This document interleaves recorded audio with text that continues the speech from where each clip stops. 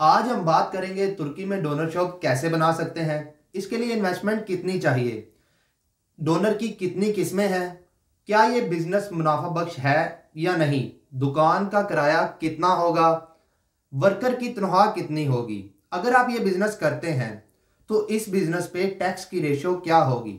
इसी के साथ हम ये जानने की कोशिश करेंगे कि अगर कोई हमारा भाई ये बिजनेस करता है तो वो अपनी फैमिली, बच्चों, वालदैन को अपने साथ रख सकता है या नहीं।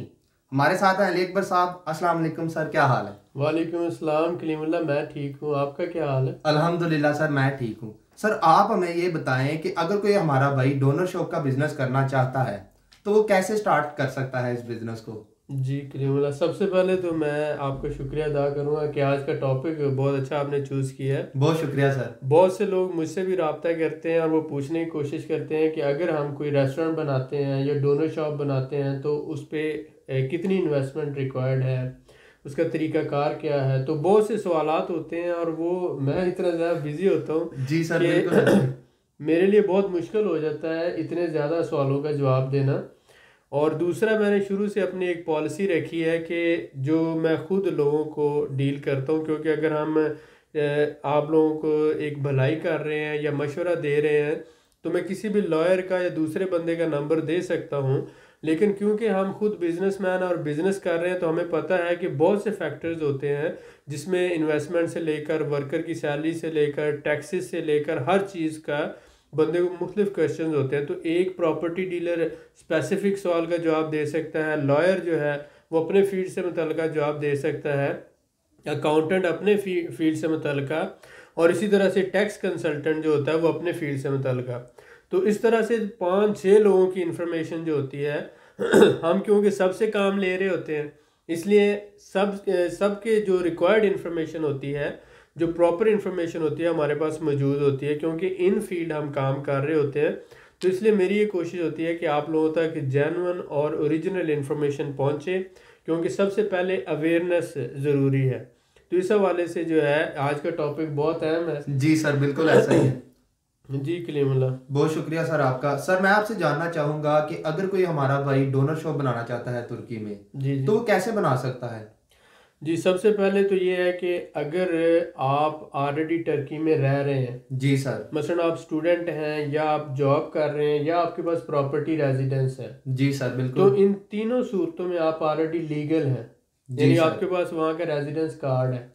एक तो कंडीशन ये हो जाती है। बिल्कुल सर। तो जब ऐसी सूरत हाल हो तो आपको सोल प्रोप्राइटरशिप या आप जो है वो 25,000 टर्किश लीरे वाली जो कंपनी है जी सर, वो रजिस्टर्ड करवा कर आप अपना बिजनेस कर सकते हैं। बिल्कुल ठीक हो गया सर। मिनिमम आप 25,000 वाली भी कंपनी रजिस्टर्ड करवाएंगे तो वो तकरीबन $4,000 बनता है। जी सर, तो उसके ऊपर लॉयर की फीसें डालकर बाकी अखराजात डालकर आपका 5-6 हज़ार ज़्यादा खर्चा आएगा। जी सर, तो आप उसके ऊपर वो अपना बिजनेस स्टार्ट कर सकते हैं। बिल्कुल ठीक हो तो गया सर। इसको कहते हैं कि आप डोनर शॉप बनाना चाहते हैं या डोनर रेस्टोरेंट बनाना चाहते हैं। जी सर, देखिए, आप जब डोनर शॉप की बात करते हैं, डोनर से हम बताना चाहते हैं अपने भाइयों को कि जैसे एक बर्गर होता है तो ये टर्की का एक फास्ट फूड है। जी सर, तो इसमें ये है कि जैसे हम पाकिस्तान में बिरयानी हर जगह पे खाते हैं, जी सर, पुलाव खाते हैं, आप कराची चले जाएं, लाहौर चले जाएं, किसी भी शहर चले जाएं, लारी अड्डों पे, बस स्टेशनों पे, ट्रेन में, हर जगह आपको ये खाने को मिल जाता है। जी सर, बिल्कुल ऐसा। चावल यानी कि हम इसको बोलते हैं राइस। तो इसी तरह से टर्की में, पूरे टर्की के अंदर लोग डोनर बड़े शौक से खाते हैं, ठीक हो गया जिसको सर। टर्की का एक ट्रेडिशनल फूड कह सकते हैं आप। और हर टर्किश बंदा वो बड़े शौक से खाता है। उसके आगे जैसे हम उसकी टाइप्स बताएंगे कि बीफ डोनर होता है, उसके साथ साथ चिकन डोनर होता है, जी और सर, इसी तरह बिल्कुल से ठीक। डिफरेंट कबाब डोनर होता है। अब अगर तो आप डोनर रेस्टोरेंट बनाना चाहते हैं तो उसके लिए आपको डिफरेंट इन्वेस्टमेंट रिक्वायर्ड है। जी अगर सर, आप डोनर शॉप बनाना चाहते हैं तो उसके लिए डिफरेंट इन्वेस्टमेंट रिक्वायर्ड है। अब यहाँ पर भी दो कैटेगरीज आ जाती हैं जो मैं बताना चाहता हूँ डिटेल में। मुझे पता है कि आप लोगों का वक्त बहुत ज़्यादा कीमती है, लेकिन ये टॉपिक इस तरह का है कि अगर हम इसको डिटेल में कवर नहीं करेंगे तो आपको इसका फ़ायदा नहीं होगा। अगर आप डोनर शॉप बनाकर या डोनर रेस्टोरेंट बनाकर आप उसके ऊपर बिजनेस रेजिडेंस लेना चाहते हैं तो तब आपको 1 लाख टर्किश लीरा जो जिसका कैपिटल है वो कंपनी रजिस्टर्ड करवाना पड़ेगी। और 5 वर्कर भी आपको रखना पड़ेंगे, और एक जो है अकाउंटेंट भी रखना पड़ेगा 1 साल के लिए। तो ये सारे अखराजात जब आप करते हैं, 5 वर्कर रखते हैं, अपना साथ साथ कंपनी रजिस्टर्ड करवाते हैं 1 लाख टर्किश लीरे वाली, और उसके साथ अकाउंटेंट और लॉयर की फीसें हैं, तो आपका खर्चा 9 से 10,000 डॉलर मिनिमम हो जाता है। तो आप एक थंब रूल ले लें कि 10,000 डॉलर आपका खर्चा हो गया। अब यहाँ पर 2 बातें मैंने क्लियर की हैं।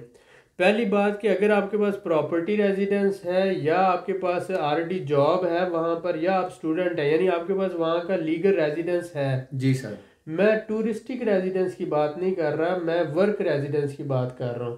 जी क्योंकि sir. Touristic residence just a visa है, वो रेजिडेंस उस तरह से नहीं है कि उस पर काम किया जाए। तो वो आप फिर आपका 5,000 डॉलर तकरीबन खर्चा आएगा। आप एक प्राइवेट लिमिटेड कंपनी जो टर्किश रजिस्टर्ड करवा कर उसके ऊपर रेस्टोरेंट बनाकर 1 या 2 वर्कर भी रखकर आप अपना काम कर सकते हैं। यानी कि ऐसी सूरत हाल में आप 10 से 12,000 डॉलर में अपना एक छोटा सा बिजनेस रन कर सकते हैं। जी सर, बिल्कुल ठीक यानी हो गया। जब आपको बिजनेस रेजिडेंस की ज़रूरत नहीं होगी। जब आपको बिजनेस रेजिडेंस की ज़रूरत है तो बिजनेस रेजिडेंस की रिक्वायरमेंट ये है कि 1 लाख टर्किश लीरे वाली कंपनी रजिस्टर्ड करवानी है। जी सर, बिल्कुल ठीक। और उसका 25% पेड अप कैपिटल होना चाहिए, 5 वर्कर रखने हैं, और उसके साथ अकाउंटेंट हो, तो वो आपका 10,000 डॉलर खर्चा हो गया सेटअप का। जी सर। अब 10,000 डॉलर आपके लिए आपके पास होना चाहिए मजीद, जो आपने डोनर शॉप बनानी। जी सर, बिल्कुल ठीक है। यानी कि शॉप जो होती है, ये समझ लें कि 20 स्क्वायर मीटर से लेकर 50 स्क्वायर मीटर तक को हम शॉप कहते हैं। ठीक हो गया लेकिन सर। जब 50 से लेकर 150 स्क्वायर मीटर होता है तो उसको रेस्टोरेंट कहते हैं। उसमें बैठने की जगह होती है, यानी 20-30 लोग अंदर बैठ के खाना खाते हैं, तो उसको डोनर रेस्टोरेंट कहा जाता है। जी सर। तो जब आप डोनर रेस्टोरेंट बनाएंगे तो उसके लिए इन्वेस्टमेंट जो रिक्वायर्ड है वो 50,000 डॉलर से लेकर तकरीबन 80,000 डॉलर तक चली जाएगी। जी सर, ठीक हो गया। लेकिन अगर आप शॉप बनाते हैं, एक स्पॉट बनाते हैं जिसे हम फूड पॉइंट कह लें, रेस्टोरेंट नहीं है, जी फूड सर। शॉप है या फूड पॉइंट है, तो वो 20 से 30 स्क्वायर मीटर का हो सकता है। तो वो आपका 10 से 20,000 डॉलर के अंदर बन सकता है। जी डिपेंड सर। करता है किस एरिया में बना रहे हैं और आपके कंपनी कौन से रजिस्टर करवा रहे हैं। ठीक तो हो गया मैंने ये सर। कोशिश की है कि इसमें ये चीज़ें दो कवर कर दूं, क्योंकि ये बहुत सी कंफ्यूजन पैदा कर देती हैं। इसमें आप समझ लें कि 2 तरह की कंपनी है। एक कंपनी है प्राइवेट लिमिटेड 25,000 टर्किश लीरे वाली, और एक है 1 लाख टर्किश लीरे वाली। जिन लोगों को चाहिए बिजनेस रेजिडेंस और उन्होंने अपनी फैमिली को साथ रखना है और उन्होंने बिजनेस रेजिडेंस लेना है, वो तो 1 लाख टर्किश लीरे वाली कंपनी रजिस्टर्ड करवाएंगे, जी सर। और उसके ऊपर वो 10,000 डॉलर खर्चा होगा सेटअप का, और 10,000 ही वो फूड पॉइंट का लगा ले तो 20,000 डॉलर उनका खर्चा हुआ, जी जिससे सर, उनका बिजनेस चल पड़ा। बिल्कुल ठीक हो गया सर। लेकिन अगर उनके पास वो पहले वहाँ टर्की में रह रहे हैं, उनके पास स्टूडेंट रेजिडेंस है, या उनके पास वो जो है पहले कोई जॉब है, या उनके पास उन्होंने घर लिया हुआ है, प्रॉपर्टी रेजिडेंस है, जी सर। तो वो फिर 25,000 टर्किश लीरे वाली कंपनी बनाएंगे। तो उनका 5,000 डॉलर सारे सेटअप का खर्चा होगा, और 5-6,000 डॉलर से आगे वो किसी या 10,000 लगा लें, 10,000 से वो आगे काम शुरू कर लें, जी सर, तो बिल्कुल ठीक उनका हो। सर्वाइवल ज़्यादा अच्छा और आसानी से हो सकता है। अब ये तो शॉप की बात है। अगर हम आ जाते हैं रेस्टोरेंट की तरफ, तो उसकी डिटेल जैसे मैंने बताई आपको जी कि सर। उसमें फिर वो रेस्टोरेंट में क्या होता है कि 50 से लेकर 150 स्क्वायर मीटर की जगह होती है। जी सर, ठीक हो जगह गया। का किराया भी ज़्यादा होगा, वर्कर भी उसमें आपको 5 से 6 रखना पड़ते हैं। शॉप में 2 से 3 वर्कर के साथ आप चला सकते हैं काम। जी सर। रेस्टोरेंट में 5-6 वर्कर या इससे ज़्यादा हो सकते हैं। तो इसलिए रेस्टोरेंट की इन्वेस्टमेंट बढ़ जाएगी, 50 से 80,000 डॉलर तक चली जी जाएगी। सर, बिल्कुल ठीक हो गया। लेकिन शॉप की जो इन्वेस्टमेंट कम हो जाएगी। जी सर, बिल्कुल ठीक है। बहुत शुक्रिया सर आपका। You're welcome। सर मैं आपसे जानना चाहूँगा कि अगर कोई हमारा भाई डोनर शॉप का काम करता है वहाँ पे, तो आप ये बता सकते हैं हमें कि डोनर की किस्में कितनी हैं? जी, डोनर जो है टर्की के अंदर 4 मुख्तलिफ किस्मों का डोनर है। जी सर। लेकिन 3 जो है वो ज़्यादा अहम है। सबसे पहले तो आप ये ले लें कि डोनर जो है ये चिकन डोनर बनता है, जी और सर। इसके साथ साथ बीफ डोनर बनता है। बीफ डोनर जो है वो चिकन की निस्बत थोड़ा सा कॉस्टली होता है। जी सर, ठीक हो गया। और क्योंकि समझ लें कि टर्की के अंदर जो है बीफ की जो प्राइस है वो मिनिमम $8 के अराउंड है। जी सर, ठीक हो गया। पर केजी, जबकि चिकन जो है वो तकरीबन $2 के अराउंड है। जी सर, ठीक तो हो गया। इसलिए चिकन जो डोनर है वो सस्ता है, बीफ डोनर महंगा है। और फिर ये क्योंकि वो डोनर ऑपरेटर्स के ऊपर बनता है, जी सर। तो इसलिए इसको सिंपल आप चिकन डोनर या बीफ डोनर कहते हैं। लेकिन एक है डोनर कबाब, जी वो सर। कोयलों के ऊपर जैसे कबाब तैयार किए जाते हैं इस तरह से वो प्रॉपर तैयार होता है और उससे डोनर बनाया जाता है। जी सर। तो बीफ डोनर कॉस्टली है और चिकन डोनर सस्ता है, और कबाब डोनर दरमियाना है, उसमें आप कह लें कि एवरेज आ जाती है उसकी प्राइस। बिल्कुल ठीक हो गया सर, बहुत शुक्रिया सर आपका। सर मैं आपसे जानना चाहूँगा कि बहुत से हमारे भाई पूछते हैं जिन्होंने ये बिज़नेस पहले नहीं किया, जी वो जी। कहते हैं कि अगर तुर्की में हम ये बिज़नेस करें तो क्या ये मुनाफा बख्श है या नहीं? जी बिल्कुल। अब देखें कि कोई भी बिजनेस जो होता है जी सर। वो डिपेंड करता है कि उसको चलाने वाला कैसा है, ठीक है, ठीक हो गया। और वो कितनी मेहनत के साथ कितना फोकस करके उस बिज़नेस को चलाता है, और अपने वर्कर से आप किस तरह से काम लेते हैं, और आप जो इन्वायरमेंट क्रिएट करते हैं, एडवर्टाइजमेंट करते हैं, जो सर्विस देते हैं, वो सर्विस कितनी वैल्यूएबल है। तो जब ये सारी चीज़ें, अगर आप सपोज करें कि आप समझते हैं कि आप दरमियाने दर्जे के बिजनेसमैन हैं या दरमियाने दर्जे से थोड़े बेहतर हैं, जी सर। तो आप इस बात को समझें कि टर्की में जो बीफ डोनर है या चिकन डोनर है, इसमें जो एवरेज प्रॉफिट रेशियो है वो 20 से 30% है। यानी मिनिमम जो प्रॉफिट है 20% है, जी सर। मैक्सिमम जो प्रॉफिट है वो 30% है। ठीक हो गया तो सर। 20 से 30%, चाहे डोनर $10 का हो चाहे $1 का हो, आपके सारे अखराजात निकाल कर, यानी जी उसमें सर। मैं कह रहा हूँ कि शॉप का किराया निकाल कर, वर्कर की सैलरी निकाल कर, आपकी जो सेटअप की कॉस्ट है वो निकाल कर, डोनर का जो एक प्रॉपर रनिंग सिस्टम है उसमें 20 से 30% मार्जिन है। जी सर, ठीक ठीक हो है। गया। अब आप पे डिपेंड करता है कि आपने ये डोनर शॉप किस एरिया में ली है, किस एरिया में सेटअप बनाया है, कहाँ पर, क्योंकि वो डिपेंड करता है ना, आप किसी यूनिवर्सिटी के पास है, किसी मेट्रो स्टेशन के पास है, किसी बस स्टेशन के पास है, क्राउडेड एरिया में है, सिटी सेंटर में है, किसी गली में है, मेन टूरिस्ट एरिया में है। जी सर, तो ये बिल्कुल। लोकेशन काउंट करती है आपकी। लेकिन इसमें जो प्रॉफिट मार्जिन है 20 से 30% है। और फिर जैसे मैंने बताया कि पाकिस्तान में 80 to 90% जितने भी ट्रैवलर हैं वो जब जाते हैं तो या तो बिरयानी खाएंगे जी या सर। कोई और। तो हमारे यहाँ ज़्यादातर चावल खाए जाते हैं, ऑफिस में भी आप लंच टाइम में राइस खाते हैं, बिरयानी खाते हैं। तो बिल्कुल सर, यहाँ ऐसे। पर जो है टर्की में जो लंच टाइम में एवरेज जो वर्कर है 80 to 90% वो डोनर ही खाता है। और जो ट्रैवलर है ये समझ लें उनका फास्ट फूड भी है और ट्रेडिशनल फूड भी है। जी सर, ठीक तो हो गया। इसलिए ये जो डोनर की है ना, मतलब हर सूरत में इसने तो बिकना है, ठीक जी है, सर, उन्होंने ठीक हो खाना गया। है, आप नहीं बेचोगे तो किसी दूसरे से वो ले लेंगे। सही हो गया सर, बहुत शुक्रिया सर आपका। सर मैं आपसे जानना चाहूँगा कि अगर कोई हमारा भाई वहाँ पे डोनर शॉप बनाता है जी जी। तो उसको कम से कम कितने वर्कर चाहिए होंगे?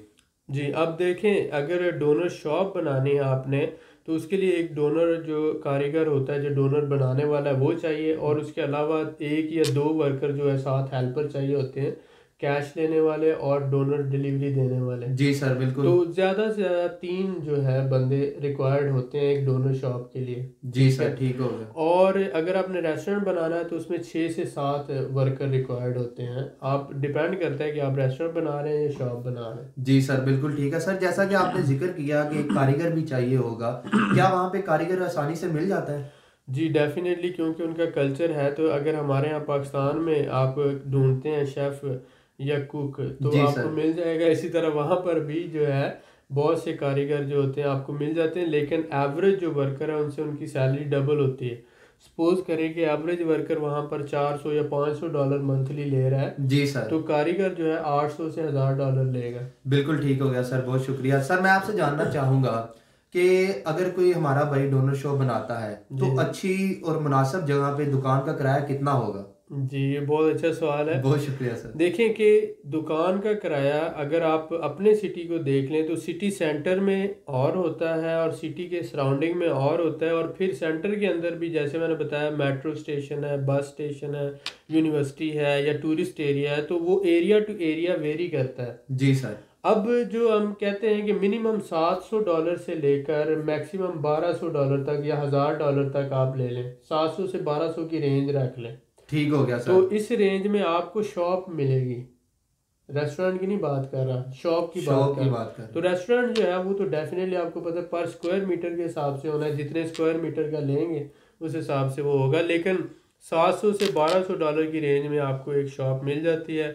वर्कर की सैलरी जो है $400 से $500 तक नॉर्मल वर्कर की है, लेकिन जो डोनर बनाने वाला है वो $700-800 से कम में नहीं आपको मिलेगा। जी सर, बिल्कुल ठीक हो गया सर। मैं आपसे जानना चाहूँगा कि अगर कोई हमारा भाई ये बिजनेस करता है पाकिस्तान से वहाँ पे आके, तो उसको टोटल इन्वेस्टमेंट कितनी चाहिए होगी और बैकअप अमाउंट कितनी चाहिए होगी? जी, एक्चुअली शुरू से जब हम ये सीरीज़ बनाते हैं तो हमारा मकसद होता है आप लोगों तक अवेयरनेस पहुंचाना।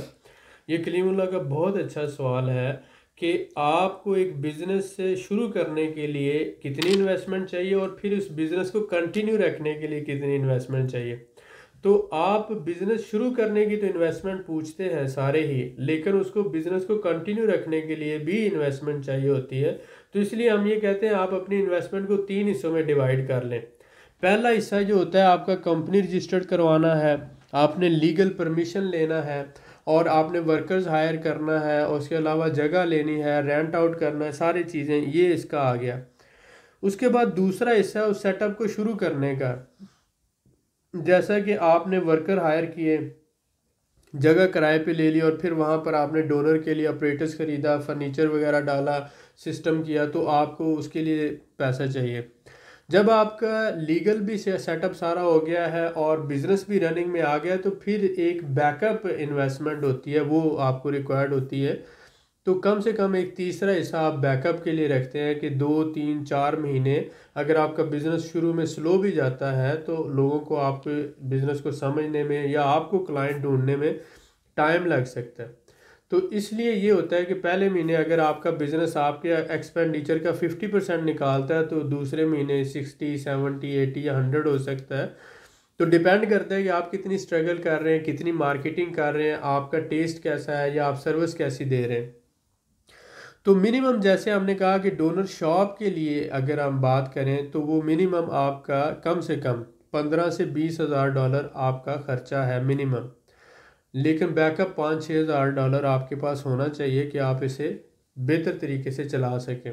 लेकिन अगर जो लोग रेस्टोरेंट बनाना चाहते हैं कि 20 25 लोगों के बैठने की जगह हो, 100 150 स्क्वायर मीटर जगह हो, 6 7 वर्कर हों उसमें, तो उसके लिए $50,000 से $80,000 जो है उसका है।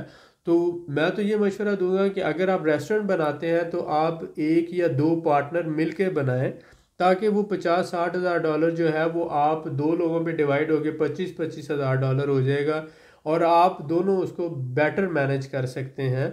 और उसमें एक कंपनी में या एक बिजनेस सेटअप में ज़्यादा से ज़्यादा 3 लोग जो होते हैं वो डायरेक्टर के तौर पर वीज़ा ले सकते हैं, अपने बच्चे और अपनी बीवी और अपने पेरेंट्स जो भी डिपेंडेंट्स हैं उनके भी वीज़े ले सकते हैं, उन्हें अपने साथ रख सकते हैं।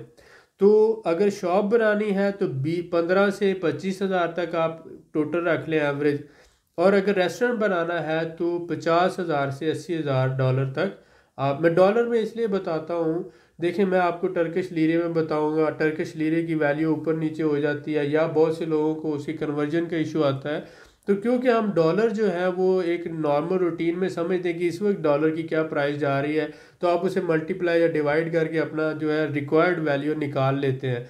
इंटरनेशनल करेंसी है, किसी भी कहीं पर भी आप बैठे होंगे, मतलब आप यूके में बैठे हैं तो पाउंड से आप कन्वर्जन कर लेंगे, आप इंडोनेशिया में बैठे हैं, मलेशिया में बैठे हैं तो वहाँ के पैसों के हिसाब से कन्वर्जन कर लेंगे, दुबई में है तो वहाँ से कन्वर्जन कर लेंगे, और इसी तरह से अगर आप पाकिस्तान में हैं तो रुपये के हिसाब से कन्वर्जन कर लेंगे। तो इसलिए मैं आपको एक इंटरनेशनल करेंसी का रेट इसलिए बता देता हूँ कि डॉलर्स में इतना खर्चा है, आप उसे कन्वर्ट कर लें। और दूसरा ये थोड़ी सी स्टेबल वैल्यू आ जाती है।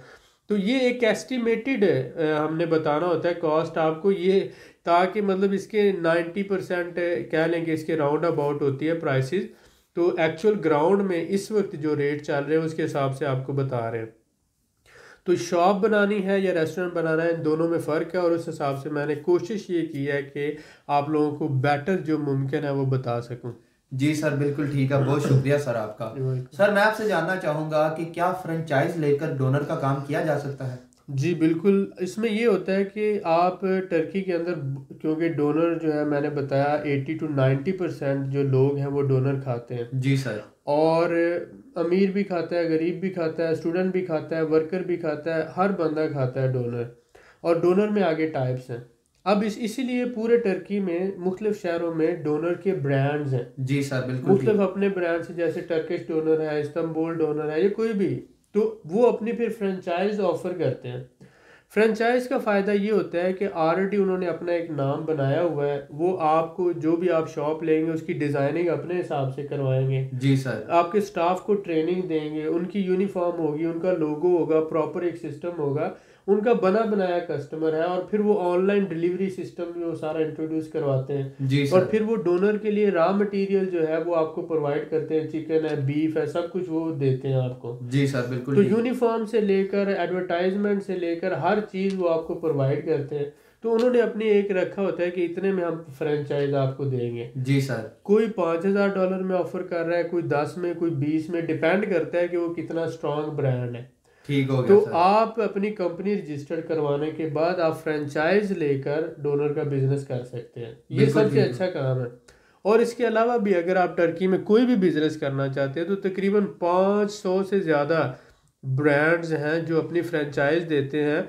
और फ्रेंचाइज, कुछ जो फ्रेंचाइजीज हैं वो तो फ्री में भी मिल रही हैं, और कुछ जो फ्रेंचाइजीज हैं वो $5,000 से शुरू होकर $50,000, $1.5 लाख तक भी जाती हैं। डिपेंड करता है कि आप किस बिज़नेस की फ्रेंचाइज ले रहे हैं और उसके बाद उनका ब्रांड कितना इस्टेब्लिश है। लेकिन ये है कि अगर आप इस्टेब्लिश ब्रांड के साथ चलते हैं तो आपको एडवर्टाइजमेंट और बाकी बहुत सी चीज़ों में कम इन्वेस्ट करना पड़ता है, और एक रनिंग बिजनेस में आप उनके साथ चल के अपने आप को इस्टेब्लिश कर सकते हैं। जी सर बिल्कुल ठीक है। सर मैं आपसे जानना चाहूँगा कि अगर कोई हमारा भाई बिजनेस रेजिडेंस लेके डोनर शॉप बनाता है तुर्की में, तो क्या वो अपनी फैमिली, बच्चों और अपने वालदैन को अपने साथ रख सकता है? जी बिल्कुल, जैसे मैंने बताया कि अगर आप 1 लाख टर्किश लीरे वाली कंपनी रजिस्टर्ड करवाते हैं, जी सर। 5 वर्कर रखते हैं, तो 3 डायरेक्टर जो हैं उनको आप अगर एक ओनर है तो बहुत अच्छी बात है, लेकिन आप अपने साथ 2 और डायरेक्टर भी मिला सकते हैं, 3 लोग मिलके भी काम कर सकते हैं।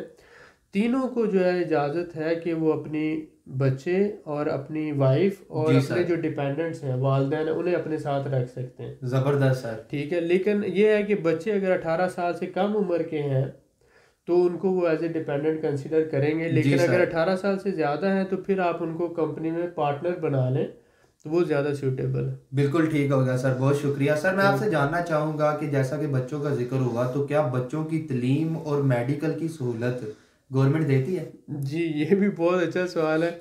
बहुत से लोग हमसे पूछते हैं ये क्वेश्चन कि जब हम फैमिली माइग्रेट करेंगे तो बच्चों की तालीम के हवाले से या उनकी जो मेडिकल की सहूलियात है इस हवाले से, तो गवर्नमेंट ऑफ टर्की ये है आपसे वो, जैसे हम आगे जाकर बताना चाहेंगे, टैक्स आपसे लेते हैं।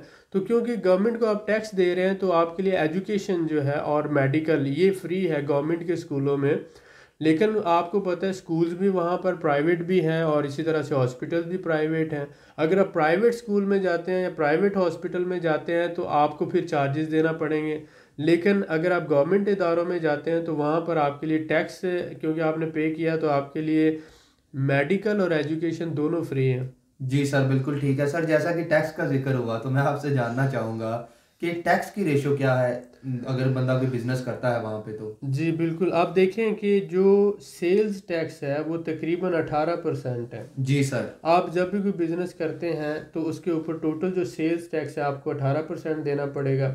अगर आप अपना घर खरीदते हैं तो 0.1% एनुअल टैक्स है, 0.1% जी आपकी सर। प्रॉपर्टी पे। तो इसके साथ साथ वैट जो है उनका, वैल्यू एडिड टैक्स है, वो 8% से शुरू होकर 18% तक डिपेंड करता है कौन सी प्रोडक्ट आप कर रहे हैं। ठीक हो गया सर। तो एवरेज अगर हम लेते हैं इसी तरह से कि जनरल एवरेज, तो आपको 22% तक पड़ जाता है ये टैक्स जी टोटल। सर। जी सर बिल्कुल ठीक है, बहुत शुक्रिया सर आपका। वेलकम। सर मैं आपसे जानना चाहूँगा कि हमारे पाकिस्तानी भाइयों के लिए इस बिजनेस में वहाँ क्या स्कोप है, इस हवाले से आप गाइड करें। जी देखें, बात ये है कि हमारे पाकिस्तानी भाई बहुत से दुबई के अंदर, सऊदी अरब के अंदर, बहरीन के अंदर या ओमान या मुख्तलिफ अरब ममालिक में पिछले 15 या 20 साल से काम कर रहे हैं। जी सर, ऐसा इसी ही। तरह से बहुत से भाई जो हैं यूके में और दूसरे ममालिक में भी अपना बिजनेस सेटअप चला रहे हैं। ऐसा ही है सर। तो सर्विस सेक्टर में अगर आप देखते हैं तो रेस्टोरेंट एक है और दूसरा होटल आ जाता है। जी सर। तो रेस्टोरेंट एक ऐसा फूड का बिजनेस है जिसमें कोई आपको उधार पे काम नहीं करना होता। तो हमारे क्योंकि बहुत से भाई जो है वो अपना बिजनेस शिफ्ट करना चाह रहे हैं, जी सर। दुबई से हैं, सऊदी अरब से हैं, कहीं से भी। तो इसलिए हमने ये उनके लिए एक अपॉर्चुनिटी लेकर आए कि उनको हमने बताया कि टर्की के अंदर ये डोनर का जो कल्चर है ये बहुत ज़्यादा है, ये उनका फास्ट फूड है और हर बंदा डोनर खाता है। जी सर, ऐसा ही तो है। अगर आप, बहुत से लोग ये गलती करते हैं कि वो टर्की में आकर पाकिस्तानी खानों का रेस्टोरेंट बना लेते हैं, या ये गलती करते हैं कि वो जो है समझ लें कि अरेबिक खानों का रेस्टोरेंट बना लिया। अब जिस मार्केट में आप जा रहे हो आपने वहाँ के जो लोग हैं उनकी डिमांड के हिसाब से काम करना है। जी सर, तो बिल्कुल। अगर आप टर्की में जा रहे हैं तो आपका 80 to 90% या 99% जो क्लाइंट है वो टर्किश है। जी सर, तो बिल्कुल ऐसा ही। टर्किश लोग जो हैं वो तो पाकिस्तानी खाना नहीं खाएंगे, वो तो मिडल ईस्ट का नहीं खाएंगे, वो तो ऐसे ही खाएंगे जैसे हम कभी कभार चाइनीज़ खा लेते हैं, हम कभी कभार पिज़्ज़ा खा लेते हैं, जी या सर, हम कोई ऐसा ही। फास्ट फूड इटालियन या कुछ भी इस तरह से। तो इस तरह से ये होता है कि आप टर्की में रहकर जब टर्किश फूड का ही करते हो तो उसमें डोनर सबसे अच्छी ऑप्शन है। जी सर। तो आप क्या करते हो कि 99% आपका जो कस्टमर है, बल्कि जो टूरिस्ट भी आता है वो भी डोनर खाता है, क्योंकि ये सबसे फास्ट है और इजी है और सस्ता भी है। बिल्कुल सर, ऐसा तो ही है। आप डोनर रेस्टोरेंट ही बनाएं, आप ज़्यादा लंबे काम में ना पड़े, आप सिर्फ डोनर शॉप बना लें या डोनर रेस्टोरेंट बना लें। बिल्कुल सही हो गया सर। और उसमें क्या है कि आपका जो लोकल क्लाइंट आपके पास सारा आ रहा है और आपके बिजनेस के सक्सेस के जो चांसेस हैं वो 99.9% है जी सर, इसमें। बिल्कुल ठीक हो गया। लेकिन अगर आप पाकिस्तानी खानों का बनाओगे रेस्टोरेंट तो उसमें क्या होता है कि एक तो आपको टूरिस्ट एरिया में बनाना पड़ता है, जी ये सर। मजबूरी बन जाती है, क्योंकि जितने भी पाकिस्तानी आएंगे वो टूरिस्ट एरिया में आएंगे, या अरेबिक लोग आएंगे वो टूरिस्ट एरिया में। बिल्कुल सर, ऐसा तो ही है। डेफिनेटली टूरिस्ट एरिया में जो जगह होती है वो बहुत महंगी होती है। तो इस वजह से आपकी जो कॉस्ट है बिजनेस की वो बहुत हाई हो जाती है, और फिर आपका जो क्लाइंट है वो सीजनल होता है, तो आप उस बिजनेस को लेकर नहीं चल पाते कंटिन्यूसली। बिल्कुल सही हो तो गया सर। आपको ये नहीं देखना आप टर्की जा रहे हो तो आपको ये देखना है कि टर्की के अंदर जो लोग बिजनेस से करते हैं वो किस तरह से टर्किश लोग कैसे कर रहे हैं। जी सर। तो टर्किश लोग जो हैं उन्होंने अपने फूड रेस्टोरेंट बनाए हुए हैं, डोनर शॉप्स बनाई हुई हैं, डोनर रेस्टोरेंट बनाए हुए हैं, और उसके साथ lahmacun चून है, टर्किश पिज़्ज़ा इसको कहा जाता है, उसका उन्होंने स्पॉट्स बनाए हुए हैं। जी सर, तो बिल्कुल। वो एक तो डोनर है और साथ उसका lahmacun चून का कर लेते हैं, टर्किश पिज़्ज़ा इसको कहा जाता है। जी सर, बिल्कुल ठीक हो तो गया। हम ये एडवाइस करते हैं कि अगर आप प्लान कर रहे हैं टर्की में रेस्टोरेंट बनाने का तो आप डोनर शॉप बनाएं या डोनर रेस्टोरेंट बनाएं या lahmacun रेस्टोरेंट बनाएं, और आप पाकिस्तानी खानों से हटकर काम करें, क्योंकि अगर आपने टारगेट पाकिस्तानी लोगों को करना है तो फिर आप पाकिस्तान में जाके बहरिया टाउन में बनाएं, डिफेंस में बनाएं, कैंट में रेस्टोरेंट बनाएं, बहुत अच्छा चलता है वहाँ पर। और इसी तरह से पाकिस्तान में भी आप इसका काम कर सकते हैं, आप लोकली इसका करें। लेकिन अगर आपने टर्की में काम करना है तो डेफिनेटली आपको ये देखना है एज ए बिजनेसमैन कि मैंने जो पैसा लगाना है क्या ये पहले मेरी जो इन्वेस्टमेंट है ये सेव होगी। बिजनेसमैन ये सोचता है कि वो जितना पैसा लगा रहा है क्या उसकी इन्वेस्टमेंट सेव है, और जब पहले इन्वेस्टमेंट सेव है तो उसके बाद वो सोचता है कि इस इन्वेस्टमेंट पर उसको मुनाफा कितना आएगा। तो अगर आप ऐसे किसी काम में पैसा लगा रहे हैं कि आपकी इन्वेस्टमेंट ही डूब जाए तो मेरे ख्याल में वो बिज़नेस नहीं करना चाहिए। तो हर बिज़नेस से पहले आप रिसर्च करें और मार्केट के हिसाब से बिज़नेस करें, अपनी पसंद या नापसंद के हिसाब को बाद में रखें। आप क्या चाहते हैं ये बात की बात है, मार्केट जो चाहती है आप उसे वो दें, तभी आप पैसा कमा सकते हैं। जी सर, बिल्कुल ठीक है, बहुत शुक्रिया सर आपका। सर मैं आपसे जानना चाहूँगा कि जैसा कि आप जानते हैं सऊदी और दुबई में एक फील्ड सिस्टम है, जी जी। क्या तुर्की में इस तरह का कोई निज़ाम है? जी, इसमें ये टर्की में इस तरह का बिल्कुल कोई निज़ाम नहीं है। आप अपने बिजनेस के 100% ऑनर होते हैं जी और सर। आप किसी भी लोकल टर्किश के अंडर नहीं होते हैं।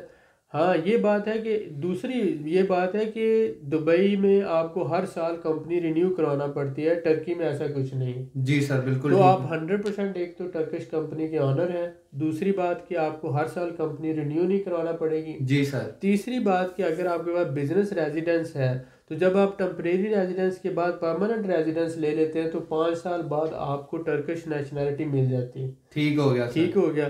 तो इसलिए टोटल 2 साल टेम्परेरी रेजिडेंस के होते हैं, जी ठीक है। सर। 2 से 3 साल वो टेम्परेरी रेजिडेंस के ले जाते हैं, 5 साल परमानेंट रेजिडेंस का होता है। तो 5 साल परमानेंट रेजिडेंस के बाद आपको टर्किश नेशनैलिटी मिल जाती है। जबरदस्त सर। जबकि दुबई या सऊदी अरब अभी इस बारे में सोच रहे हैं, पहले तो ये इन्होंने सोचा ही नहीं था। दूसरा, ये कफील का निज़ाम भी जो है, जैसे कतर ने अभी ख़त्म किया तो बाकी भी सोच रहे हैं कि वो इसको करें, जी लेकिन सर। टर्की में कफील का निज़ाम नहीं है। आप अपने बिजनेस के 100% ऑनर हैं, कंपनी हर साल रिन्यू नहीं करवाना पड़ती।